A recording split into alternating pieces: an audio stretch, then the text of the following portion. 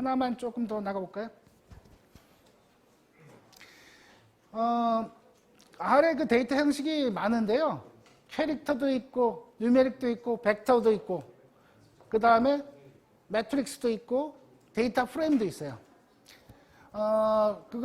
이게 어떤 건지는 이제 한 번씩 이제 찾아보시면 다 알 수 있는데, 대표적으로, 뭐, 나머지 것들은 좀 찾아보시고, 대표적인 거 하나만 딱 이제 말씀드릴게요. 딱 하나만. 데이터 프레임이에요, 데이터 프레임. 많은 경우 데이터 분석을 할 땐 대부분 다 데이터 프레임 갖고 해요. 물론 매트릭스도 제법 많아요. 매트릭스도 있는데, 매트릭스보다는 대부분 다 데이터 프레임을 해요. 매트릭스하고 데이터 프레임의 차이는, 매트릭스도 사실은, 매트릭스나 데이터 프레임이나 모양은 사각형이에요, 사각형. 사실 그 책에서는 여기서 데이터 프레임 나오면서 영문책 혹시 갖고 계신 분도 계신지 모르겠는데, 영문책은 저기 구글에서 이제 스태티스틱4 여기 영문명을 영문문 치시고 PDF를 찾으시면 PDF로 이제 영문 그 책이 전자책이 있어요. 그 다운로드 받아서 보는데 어쨌든 이 제목이 이제 어떻게 되어 있냐면 렉탱귤러 데이터라 그랬나? 사각 데이터 형식이라고 되어 있어요. 데이터 프레임도 그렇고 매트릭스도 사각형 형태를 가지는데 뭐 사각형 형태를 갖는 게 상당히 많죠. 예를 여기가 A, B, 1, 2, 3, 뭐 4 그랬고요. AA는 뭐 엑셀 포맷이잖아요. 엑셀 포맷. AA는 1이고 A, B는 3이고 여기 A하고 보통 엑셀은 1, 2, 3, 4 돼 있으니까 이렇게 했었죠. 뭐 세 번째 그 행 뭐 3, 4, 5, 6. 그러면 이제 A, E는 뭐 요 값이 2고 이런 식으로 사각형으로 되어 있는 거예요. 사각형. 매트릭스도 그렇고 데이터 프레임도 그래요. 근데 매트릭스하고 데이터 프레임의 큰 차이는 뭐냐면 매트릭스는 전체가 다 같은 형태예요. 같은 뉴메릭이면 뉴메릭 형태로 다 이제 돼 있는 거고 데이터 프레임은 요 컬럼별로 다를 수가 있어요. 얘는 뉴메릭이고 얘는 이제 팩터고 뭐 이런 식으로 이제 할 수가 있어서 어떻게 보면 매트릭스는 그냥 수치화되어 있는 사각형에 이제 주로 많이 쓰고 대부분의 데이터는 팩터도 존재하면서 숫자도 존재하기 때문에 데이터 프레임 형식으로 돼요. 아까 오렌지 같은 것도 그렇잖아요. 오렌지도 컬럼이 3개였죠. 컬럼이 하나가 추리, 또 하나가 에이지, 또 하나가 둘레, 서컴퍼런스. 그래서 요 놈은 팩터였고 요 놈은 뉴메릭이었죠. 여기는 다 이제 팩터라 해야 된다 이거죠. 다 숫자라 해야 되고 다 숫자라 해야 돼요. 이쪽은. 하지만 전체로 봤을 땐 팩터와 숫자가 같이 공존할 수가 있어요. 데이터 프레임에는. 근데 매트릭스는 그게 안 돼요. 전부 같은 거라. 그래서 많은 데이터들이 데이터 프레임 형태로 구성이 되어 있어요. 그리고 이 엑셀 잘 쓰시는 분들은 엑셀 형태로 데이터가 있으면 계산이 엄청 편하잖아요. 뭐 여기에 요 축에다가 요거에 대해서 여기 다시 D라는 컬럼 해볼까요? 요 라인하고 요 라인 더해줘. 그럼 쭉 다 더해주잖아요. 얘랑 요 더한 걸 여기 넣어. 그러면 첫 번째 한번 계산해서 엔터 쳐서 쫙 하면 요 전체 그 값에 대해서는 한꺼번에 다 계산해주고 그런 게 있잖아요. 데이터 프레임 같은 건 그런 거 다 해줘요. 다 해주기 때문에 데이터 프레임 형태로 가지면은 큰 데이터 같은 거 처리가 엄청 쉬워요. 빨라져요. 그래서 데이터 프레임을 잘 쓰는 방법을 잘 익혀두셔야 돼요. 나중에는 거기다 다 데이터 프레임을 이제 쓸 거예요. 데이터 프레임 안에서 용어를 한번 보시면은 여기 스트럭처, 아이리스, 아까 붓꽃의 스트럭처를 한번 보면은 데이터 프레임 형태라 그랬어요. 데이터 프레임. 요걸로 이제 클래스라고도 부르는데 뒤에 이제 클래스의 의미를 한번 좀 보여드릴게요. 데이터 프레임 형식이고 아이리스는 데이터가 그렇게 되어 있어요. 150개 옵저베이션이라고 그러는데 측정을 150개 한 거예요. 150개 측정, 옵저베이션.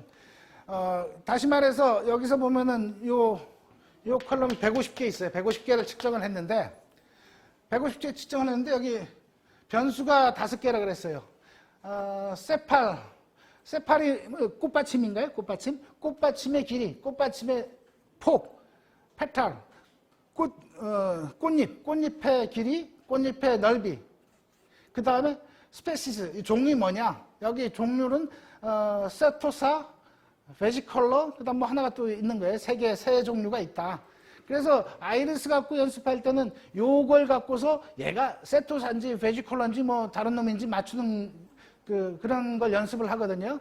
자, 이 데이터 프레임에서 보면은 얘는 뉴메릭. 얘는 팩터예요, 팩터. 명목 변수란 거죠, 명목 변수. 이름인 거예요, 꽃의 이름. 붓꽃 중에 세토사란 이름이야. 이런 형태에 있는 거죠. 요게 데이터 프레임인 거고. 요걸 스트럭처로 보면은 이제 이름값, 여기 컬럼. 다시 말해서 요 컬럼 값이 요 컬럼 값들이 이제 줄줄줄 나오는 거고, 요까지. 컬럼이 이제 저기 열이 5개 열인 거죠. 근데 스트럭처로 하면 요게 한 라인별로 나오는데, 서머리로 하면 옆으로 이제 좀 나오죠. 서머리로 하면 값들이 이제 서머리에서 아이리스 하면은 요 특성이 나오는 게 아니라 서머리니까 이게 대표값들을 보여주는 거예요. 대표값들을 보여주다 보니까 평균이라든가 중앙값, 최대값, 최소값들을 이제 보시려면 서머리 아이리스 하시는 거고. 근데 우리는 맨 처음에 데이터의 스트럭처를 보고 싶기 때문에 스트럭처를 본 거고, 데이터 프레임이고 150개 측정이 있고 5개 변수야. 이런 형태가 데이터 프레임이에요. 그래서 앞으로는 많은 경우 데이터 프레임을 쓸 거니까 데이터 프레임에 정말 잘 익숙해져야 된다. 그래서 데이터 프레임을 엄청 이제 뭐 핸들링 잘하게 해준 게 이제 디플라이하고 이제 리쉐이프라는 게 있는데, 리쉐이프. 모양을 바꿔주는 거예요, 리쉐이프. 리쉐이프는 좀 이따 이제 한번 실습을 할 겁니다. 자, 여기서 보시면 아까 말씀드린 대로 이제 이게 뉴메릭도 있고 팩터도 존재해요, 데이터 테이블에는. 그 다음에 요거를 이제 피처라고 그래요. 피처, 특징. 이거는 뭐라 그랬죠? 꽃받침의 길이, 꽃받침의 넓이. 이런 것들이 데이터의 특성들이에요. 요 특성을 갖고 얘를 맞추는 거니까 얘가 이제 아웃풋. 우리가 측정할 이제 타겟. 우리가 뭐라 그러나요? 리니어, y는 ax 그러면 y는 뭐 요거 변수 1, x1, x2, x3, x4 그러면 y는 뭐 x1, ax1, bx2, cx3, dx4 뭐 해서 리니어 회귀 분석을 또 해볼 수도 있겠죠. 그래서 그 값에 따라서 얘가 요 레벨 중에 어디에 속하느냐 뭐 그런 걸 해볼 수도 있겠죠. 얘들은 피처고 얘는 아웃컴. 얘가 종속 변수란 얘기죠. 종속 변수. 응답, 목표, 출력. 아웃컴이라고도 하고 이제 종속 변수라고도 하기도 하고. 근데 거꾸로 한번 해볼 수도 있을까요? 왜냐면 요 종류에 따라서 요걸 갖고서 얘를 맞추는 거. 뭐 그것도 한번 재밌을 것 같은데요. 여기 세토사일 때 이제 요 꽃받침의 넓이랑 길이가 이럴 때 꽃잎의 넓이랑 길이는 어떻게 될까? 뭐 그것도 한번 한번 해볼 수는 있겠죠. 근데 많은 경우 모든 책에서는 요걸 갖고 요걸 예측을 하긴 해요. 근데 이런 것도 뭐 내가 예측하고 싶은 게 꽃잎의 길이랑 렌스라면 그런 것도 한번 해볼 수는 있어요. 그건 이제 뭘 얻고 싶으냐, 갖고 있는 데이터가 뭐고 뭘 얻고 싶으냐에 따라서 이 종속 변수나 아웃컴하고 이제 피처는 서로 바꿀 수도 있는 거죠. 그 다음에 이런 데이터 프레임 같은 경우 엑셀도 그렇지만은 순서 처리 성능 향상시키기 위해서 내부적으로 인덱스 같은 걸 해요. 데이터베이스도 그렇지만 내부 인덱스를 갖고 있는데 그것들은 굳이 크게 신경 쓰실 건 아닌 거고요. 나중에 아주 뭐 내가 처리를 잘해서 속도 좀 빠르게 하고 싶은데 인덱스를 어떻게 할까 뭐 그런 걸 할 수도 있지만 지금은 전혀 신경 쓰지 않으셔도 되고요. 근데 파이썬하고 R도 이제 파이썬도 이런 테이블 형식을 갖고 있는데 테이블 형식을 하는 게 판다스라고 있어요. 나중에 파이썬도 하시려면은 데이터 분석을 하려면 파이썬의 판다스를 꼭 잘 아셔야 돼요.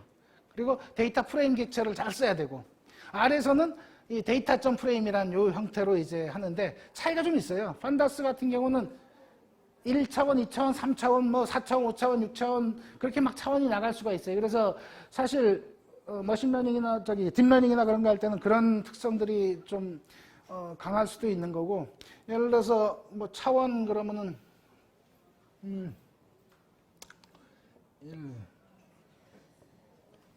요런 게 3,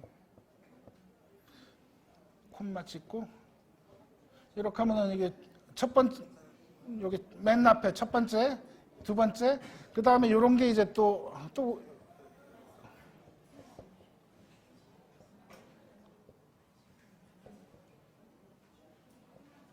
요걸 하나로 또 묶는다면은 이게 첫 번째, 두 번째, 세 번째 차원이 막 계속 늘어날 수도 있고 그래서 넘파이나 뭐 그런 거. 근데 아래서는 이제 보통 그 요런 형태, 엑셀 테이블 요 형태만 있으니까 이런 거는 이제 첫 번째 축으로 계산해라, 두 번째 축으로 계산해라, 세 번째 축으로 계산해라 그런 걸 알아야 되는데 이거는 나중에 파이썬 갈 때 하시고요. R에서는 이제 일단 2차원인데 나중에 이런 3차원이나 4차원 형태의 데이터를 처리할 수가 있는데 리쉐입이라는 걸로 해서 데이터 모양을 좀 바꿔줄 수가 있어요. 그러면은 거의 뭐 파이썬 요거랑 거의 뭐 똑같으니까 큰 차이는 없는 것 같아요. 데이터 프레임을 할 때 아까 제가 써준 요 디플라이알 얘를 주로 많이 써요. 거의 뭐 표준 형태로 뭐 하니까 요 부분 디플라이알 요걸 쓰는 방법을 이제 좀 상당히 잘 익히셔야 돼요, 나중에. 그래서 데이터 모양을 이제 돌렸다 뭐 했다 뭐 그런 것들을 하셔야 되니까 나중에 한번 좀 하시고요. 자, 이 데이터 프레임이 하나의 데이터, 사각형 데이터라 그러는데 이거 말고도 사실은 다양한 데이터 구조들이 있어요, 내부적으로. 디폴트로 이제 뭐 많이 나오나? 시계열, 타임 시리즈 형태하고 아까 말씀드린 매트릭스 형태도 있고. 그래서 여기 대표적으로 디폴트로 들어있는 데이터 중에 에어 패신저라는 게 있어요. 에어 패신저. 에어 패신저는 뭐냐면 비행기 타는 사람들. 미국에 이제 1962년, 몇 년부터 몇 년까지 데이터 승객 수를 해서 이제 49년부터 61년까지구나. 49년에서 61년까지 여기 스트럭처를 보면은 타임 시리즈면서 144개가 있는데 49년부터 1961년까지 월별로 뭐 돼 있나요? 그래서 112가 뭐 10,000명, 112, 1000단인가 100단인가 뭐 모르겠는데 뭐 점점 이 숫자가 늘어나는 게 보여요. 이런 형태가 다양하게 있는 일단은 데이터 프레임만 좀 생각을 하시고요. 데이터 프레임 생각하시는데 좀 봅시다.